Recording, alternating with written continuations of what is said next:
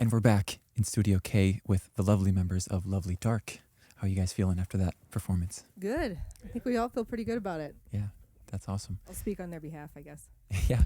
Well, first things first, I'll have you introduce your bandmates and yourself and then your instruments as well. Sure. I'm Sonia. I'm the singer. I'm Travis. I play guitar. This is Ben. I play drums. There's another drummer too. His name's Max, but he's not going to talk. Yeah, we have we have 3 additional members. We got Max, Brian on bass, and Jason on other guitar. Totally. Awesome. So this is not your first rodeo at Radio K, is that correct? No, we've been here before. Yeah. 3 or 4. This is the 3rd time. It's the 3rd time you're back. Okay. Yeah. And is it true that your very first public performance was here in 2011? It was, yeah. That's what I've heard. Mm-hmm. That's awesome. Is it look a little different than 2011? Not really. Yeah. The funny thing yeah. is, you know, the first thing you notice is that your 2 posters from way back in the day are still in here. Yep. A few more posters, Yeah. you know, and a lot more photos too. But yeah, pretty much the same. We'll have to get some updated posters from your group, I think. Yeah, totally. All right, well, let's talk about what we just heard. One of them was from Perfectly Alive, your latest record. That was Hare Hunter Hound. And then after that, we had Taliesin. And then can you remind me of the name of the third? Golden song? Bough is Okay. the 3rd one. Yeah. Golden Bough. And those last 2 are unreleased. Mm-hmm. Correct? They're pretty new, Cool. I'd say. And have you performed them in front of a crowd before? Yeah, we have. We performed them live. It was kind of timing got really weird with 2020 happening and like the pandemic. We had a lot of material that we've been sitting on for a long time. Like we released our record during the pandemic, but those songs were already like multiple years old. So we've just really felt an itch to like start working on new stuff and playing new stuff. So yeah. Totally. So that stuff is new, like written new as well? Mhm, Okay, yeah. great. And will it be part of a project that you will be releasing sometime soon? Not for a little while. We're still working on some elements. We're working on trying to kind of step into a new realm, and we're doing a lot of experimenting right now. But Okay. I imagine sometime either this year or next year it'll be finished. Cool. So I'm curious about kind of like the evolution of your group sound, because you've been together for quite some time. Where did you kind of start sonically, and where are you now?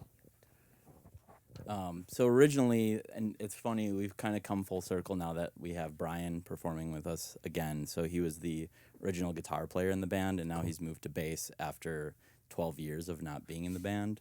So, and we've had 6 different guitar players over that span too, but it's always been, you know, Max, Sonia, and Travis and I as core members, and then the bass and extra guitar have kind of, you know, fluctuated over the years. But sonically, originally I was just playing like electronic percussion. Max was playing drum set. The first time we performed here, I'm playing like on an octopad, and like I just have like a spare bass drum and stuff like that. So it's definitely evolved as far as percussion is, you know, concerned. There's a lot more heavier drum sound now. Yeah. We're louder, I think. Okay. Can you tell me about the initial decision to use 2 drum kits then in the group?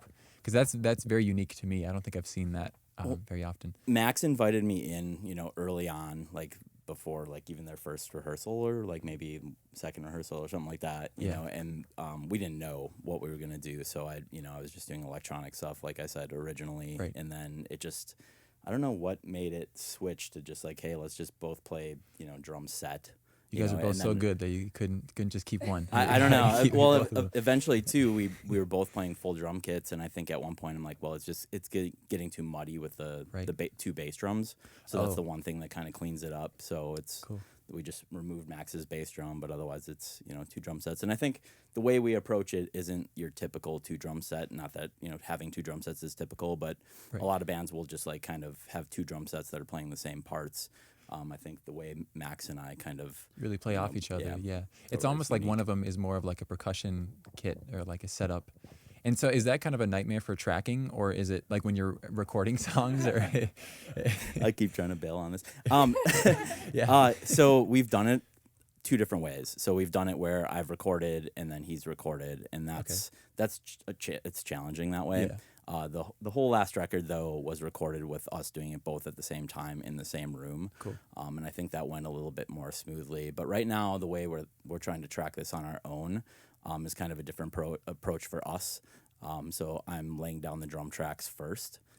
And then they're going to start building everything on top of that. So they did some scratch vocal and guitar stuff for these new songs, and we're going to see if we can do it on our own and get some some good sounds. Jason's got a studio that he's working out of, so we're going to give this a shot for the next record. We have enough songs, I think, to almost start recording like a full length almost. We're getting there. So super exciting. Yeah. It's awesome. So Sonia, are you the main songwriter for this group in terms of? I am not. Actually, Okay. Travis, he's my partner in songwriting and in life. He's my husband. That's great. And we live together, obviously, and like we still it gets dicey sometimes. But we work on songs together, and oftentimes the way it's worked in the past is like he'll come to me with like a guitar part, and I'll be like, "Oh, that's good," or "Oh, that's garbage," and like in a creative relationship, you have to be like really real with each other. But so then we kind of go from there. But with this last batch of songs, he's come more with like an actual like sketch of like a rough sketch, I'd say, of like a whole song. Okay. And then we kind of work from there. But usually I build a melody onto it, and then I either will run with it and write lyrics, or sometimes he'll be like, this one's speaking to me, I'd rather write lyrics. So it definitely is like a 50-50. Okay. But it's very like enmeshed in like how we work together.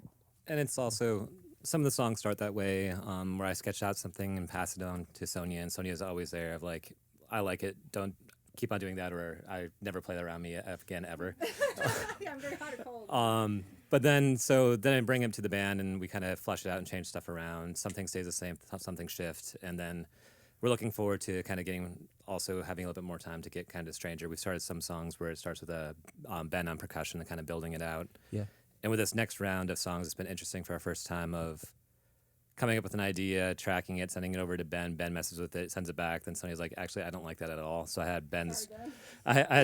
Well, no, his part stayed the same, and I basically cut his drum parts around, and then we rewrote a song on top of the drum parts, and then sent it back to Ben to re-record the parts that aren't cut up around there. So it's been kind of a It's like collage. The Cool. pandemic kind of changed like the process a little bit.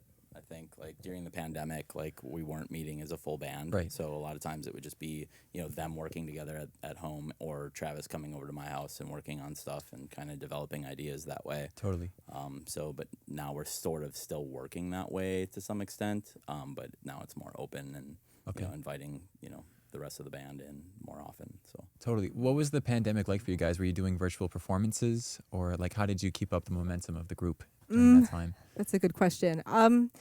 We did not do any virtual performances. I think we kind of just like went into sort of creative mode, like a lot of people Okay. I think did. I mean, I think there was like the initial shock and awe phase where it was just like, okay, what does the landscape look like? What are people going to do? Like what's happening? And then I think we took, especially like after Trump got elected, I feel like there was this sort of creative surge where everybody was like making sort of politically charged music for a while and like finding a way through it that way. And we definitely did some of that. But yeah, I guess it was more like writing and trying to get our record out. Yeah. And I think we also use the time and space just to go down our own unique rabbit holes. Sonia was taking more voice lessons. Ben kind of went down every niche of drumming possible to man, including electronic drums and stuff. And then I started doing some other weird routes of working with like virtual instruments and Cool. and just kind of like that vibe. So Yeah. looking to bring some of that new blood into this. we used it too to like put out Perfectly Alive. So the way that we did Perfectly Alive is we split it into 3 EPs and just kind of because we knew we weren't performing and it was the pandemic. It's like we have all this music that we just recorded. How are we going to put this thing out? So it had been recorded before the pandemic? Oh, Yep. okay. So instead of just like releasing it all at once, we're like, how can we sort of like bridge this gap, however long it's going to be, with all the music that we have. So we split it into 3 EPs instead of releasing it as a single full length. And now it's under one, like umbrella called Perfectly Alive, but it's actually 3 separate I see. EPs. I didn't realize that. Cool. And with that, I did artwork for every single song that's in there and like the Uh-oh. books. So that was part of the way how I kept it kind of occupied during COVID times is getting back into the habit of drawing. So Where can we find that? Those drawings? on our Instagram, they have it there, Okay. lovelydark.com. And then Oh. we have like booklets to sell as well. Is at our one of them shows. like the wolf with like the coming out of its mouth? There's like the skyline Mhm. kind of thing. Yep. Okay. Yeah. I've seen pieces of that. Cool. Yep. Very cool. Well, that sounds like a great use of your time in the pandemic. I think you guys navigated it better than most. But yeah, so you've been together for 12 years. Tell me about like the key of keeping a group together for that length of time. Like that's a good amount of time. I don't know. I think that somebody else might need to give us some advice. Because we've shuffled members around a lot, but like the core members definitely have stayed the same. Mm-hmm. So how do you keep up those relations? What is it? Well, I mean, I guess we're really good friends outside of the band, and like our friendships have gotten deeper through like the creative process. You have to be able to trust each other and like just trust fall into like making huge mistakes in front of each other and like being willing to try some really weird stuff. Mm-hmm. And I think that, you can have the opportunity if you're all like willing to set aside any sort of like ego about it and just be silly around each other, like you end up becoming really good friends. And that's what's happened with us. Yeah. And agreeing on whether or not you like Weird Al Yankovic. Oh, well, that might be the thing that breaks up the band because it's a no-go for me, bro. I just found that out. What are the votes on yay or nay for Weird Al among? All right, I'm gonna go thumbs groups? down. The more traditional one that we always have to recalibrate whether or not it's thumbs up or thumbs down has historically been Tool, though. Yeah. So It always has to be a 50-50 split of people who like Tool or don't like Tool. Okay. We're still at 50-50 there? Yeah, and I think it's a 50-50 split on Weird Al, too. Jason, how do you feel about it? Him? He's into it. I think you're the only one that doesn't. Am I the only one? We're Well, outnumbered. I hate to break it to you, but he's terrible. Sorry, Weird Al, if you're listening out there. He could be. He could be. Loves radio. Yeah. Cool. One thing that really interests me about your sound is like the supernatural aspect of it. Can you tell me kind of about your fascination with supernatural elements and I'll witches take and this physics one. and all that? Yeah. Yeah, I guess like it's something that I've always just been. I was definitely like a born like goth girl. Like I just came out of the womb like little Wednesday Addams, and I mean it's just like the more like I just keep pushing my band comfort level. I think with it a little bit further and further. And like one of my favorite bands is Heilung. They're like a German band, and they sing and like do these like rituals on stage. And we're not quite there yet, but yeah, I think with the content, I'm just always pushing the envelope a little bit because this is like you got to write what you know and what you're interested in. And for me, it's like enough songs have been written about a girl who loves a boy or vice versa. And so like I want to write about some different stuff and just like kind of turn people on to maybe some ideas that maybe they haven't considered before. So Yeah. And can you tell me about the sentiment behind Perfectly Alive and that title of that record? Anybody feel it? So yeah. So we split it into the 3 EPs, and they're all loosely named after the 3 fates. Oh. So it's let's see. So what's the first fate? Sorry, I'm drawing a blank. there's So the ones are sheer, spindle, and ruler. But right. Do you want to go into the fates? Well, it's kind of if you've seen the animated movie Hercules by Disney, that probably says about all you need to know with it. But it's the 3 ladies that your life is drawn from place to place, and they control your destiny. And it was partly about that, but the album was also about trying to. I don't know why I'm telling this, but like Sonia and I wrote songs basically to be about kind of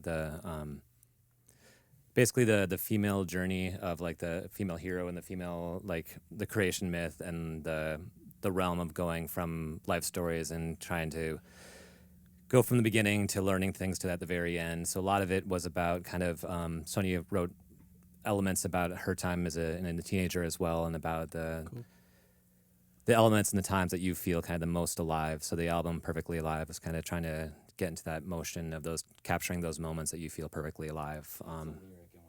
Yeah.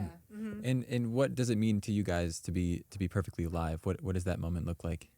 That's a great question. I mean, in the song, it's the line is, "Have you ever been so perfectly alive?" I can't remember it. But I mean, it's basically about how you have that moment where you feel like you could survive anything. Originally, I always go back to the original. It was like you could survive your own suicide. They made me change it because it was a little bit too over the top. But yeah, it's like that sense that's powerful, though. That's a very powerful line. Yeah. Thank you. I mean, it's like because I was writing it about a particular night when I was like 16 years old, and I just had that feeling of invincibility, where it's like I was just feeling kind of every emotion at once, as teenagers often do, where you just feel like, you're heartbroken, you're excited, you're like anticipating your future. And that to me, just like that moment of like driving in my friend's Trans Am was like I felt perfectly alive. So And bring it circle then again as you get older. When you play music, it's just those moments when everything just kind of everything you feel. All distractions go away. You just inhabit your body. Everything's all that one time. So it's like the world focuses on you, and for that moment, you feel perfectly alive. Being in flow, I think, is kind of what you're seeking. Very cool. I think I might start using that phrase. I'm obsessed with perfectly alive. That's a great way of putting it. Cool. All right, we're getting to time, so I just have a couple more questions for you guys. I want you to tell the public about any shows that you have coming up or releases. I guess we've already kind of talked about that, or merch drops that you have. Yeah, we it's a little bit of a curveball for us right now because our bass player ended up, or Al Urbach, who recorded on the last 2 albums, ended up he was going to put in his time and he's quitting the band, and then he was going to do a couple more last shows, but then he broke his foot playing soccer. So kind of pulled the plug off of us giving him a proper send off. So. Thankfully now Brian's with us, and it sounds great, but we're still working on rebuilding our set. So one of the things that we do is Sonia and I, we've played a lot of our own stuff mixed sometimes with really old folk songs or songs from the UK. And some of our friends in another night, we're playing with them opening up next Wednesday at Mortimer's. So we're going to be kicking it off with just the 2 of us doing a little bit more kind of stripped down version of what you see here. Come September, I believe that we're hoping to be up and running, and we'll have some more stuff on our pages. Wonderful. That sounds great. All right, I have one more fun question for you guys, and this can be a team effort. I want you to build a dream bill for yourself. You get 3 other acts to join you guys at a show. It can be dead or alive. You just whispered Don Henley. Weird Al and Tool. Yeah, there you go. Don Henley, Weird Al, and Tool. No, for me, it would, without a doubt, like a little kid just ran up to me the other day and said, "What's your favorite band?" And I was like, "Oh my God, how do I answer that?" And then I was like, Peter Gabriel. So yeah, I would open for Peter Gabriel without a doubt. Anyone, Ben?